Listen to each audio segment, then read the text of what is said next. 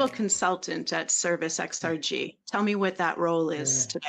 The ServiceXRG folks are really, really tied into the industry and have been for a long, long time, early TSIA guys as well. And I just happened to get tied up with them with a couple of opportunities they had where they needed my expertise. And so I worked with them in partnership to go and help customers solve some of their most thorny strategic problems going forward. And they do a lot of the strategy and I do a lot of the operational work because of the experience that I brought to the table. So it's a really, really good balance of skill sets to attack specific problems in companies, especially around support. So that's going to take me to my next question. Are the problems that you see today significantly different than the problems you saw 10 years ago, 20 years ago? Or are we rinse, lather, repeat, and we're still solving some of the same problems? Unfortunately, we are still solving some of the same problems. Yeah. I think the main thing, and to go back to an earlier theme, is that the more that we can show the value of the organization, the quicker that we will get out of rinse, lather, and repeat, because it's just like the redheaded stepchild. Until they actually know the value that you're bringing to the success of your organization and the entire company. And as soon as that light bulb goes off for them, there's no more rinse, lather, repeat. It's now, what can I do to help the support organization be more successful? Because I know if you're more successful, our customers will be more successful. Therefore, the company will be more successful. But I'm sad to say that it's not nearly as far along as I would like it to be. I know. That's kind of the bummer. And I feel the same exact way. I talk to customers every day. And when we're not talking about our own product, we end up talking about knowledge management, self-service, support as a cost center, the same things that we've talked about for decades. And it makes me sad because we have some of the best leaders in the industry right now, and we're still talking about the same stuff.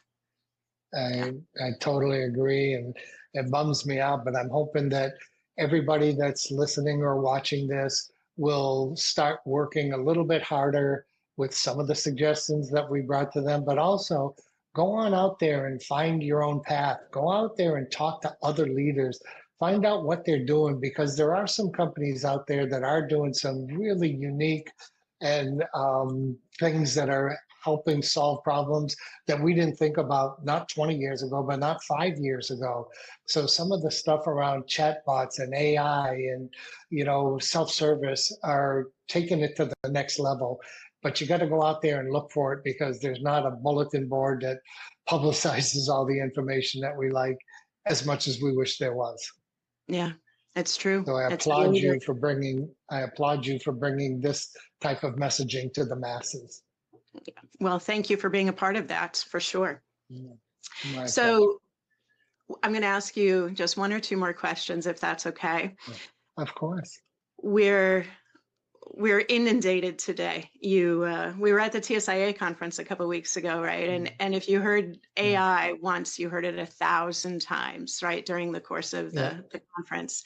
What are you most excited about right now with support and, the opportunities in front of, the front line, in front of the leadership? What do you think is going to be the most exciting thing that happens?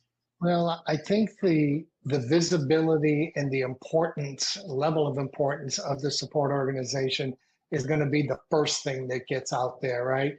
How we do it under the covers will be some technology and some messaging, but we need to make sure that we get that message out. So that's the first thing for us. And as we do that, and more support organizations come to the forefront, and I've talked to, not only with my ServiceXRG experience, but with other companies that I'm working with, I'm talking directly to the CEO and I'm selling that upstream, and they're starting to get the message to the point where 10-person companies that are just getting started have a CSM in place already, have a support organization in place, whereas 10 years ago, you waited till you had at least 100 customers until you've had a support organization.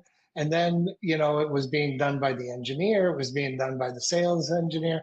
And so having the recognition that you need this to be successful is like the one thing that kind of gets me excited to get up in the morning and start talking to more people. I'm with you when I talk to a lot of people about AI. That means so many different things to so many people that they just don't know. And so there's so many people sitting on the sidelines waiting to say, okay, well, somebody figured it out, and now I know I can go and use it, and let me see how I can leverage it, what's specific to my organization, my company. Yeah. Yeah, I think today the leaders support people are a certain DNA without a doubt. Sure. And one of the DNA traits there is support people are generally a humble lot. And Mm, it's difficult, right, to try to wave your flag and such because you're used to just doing it, as you said, under the covers. yep. And, for me, it's time to be bold. It's time Mm, to not only ask for a seat at the table with some of these big decisions, but make a seat at that table and say, sure. support right now can benefit the most from some of the AI initiatives that are in the industry. And, Yeah. support can be a support leader can be bold and make some changes, and not just for the sake of cutting cost or reducing headcount, but just Right. improving the employee experience and the customer experience hand in hand.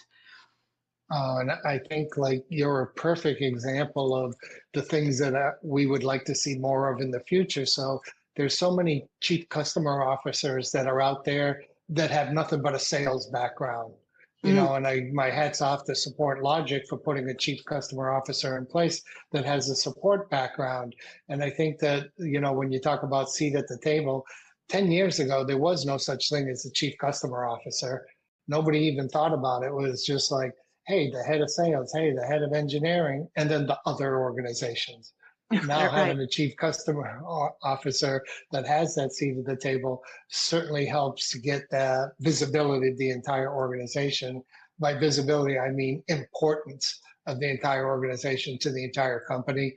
And then, even within the industry, when the industry goes and talks to you and you present at TSIA and they see the CCO is a support background, it's like, oh, they must be really important. Let me get to know them better. How can I Yeah. more easily work and interface with them? So Right. that's great that it's coming along too. Yeah. Well, I have to say, and this is a shameless plug for my CEO, Yeah. Krishna, he has a support background. He was a support Yeah. engineer for VMware. And that is not a trajectory you see for a lot of support individuals, right? To end up being a CEO. Absolutely. And Absolutely. it's pretty phenomenal. He just released his book on support experience, and he tells a lot of stories in that book about how we as individuals in this industry can really define what support experience is and what it should be. And I think you touched on it a little earlier is that, support people are the worst marketing people on the planet, right? And it starts with they can't even market themselves. So, True. what I challenge everybody that's watching this is figure out a way how you can go market your organization, market the performance of your organization, and it'll bring you along with it. And you may get better at marketing yourself. And when you market yourself, please market the organization and the accomplishments first. Your accolades will come with that. Well said. Very well Yeah. said. David, thank you so much. I mean it sincerely. It's been wonderful to be connected with you for the number of years that we've been connected. And I really appreciate you giving us your time. And I want to say ditto right back at you because all good leaders learn from the people that they work with. And so I learned from you as well, and I appreciate the opportunity. So thank you very much. And I want to applaud you for your Chief Customer Officer role in Thank Support you. Logic and the things that you've done at TSIA. So thank you from the industry. Thank you. Thank you so much. Thanks for joining us, everyone. Look forward to the next round.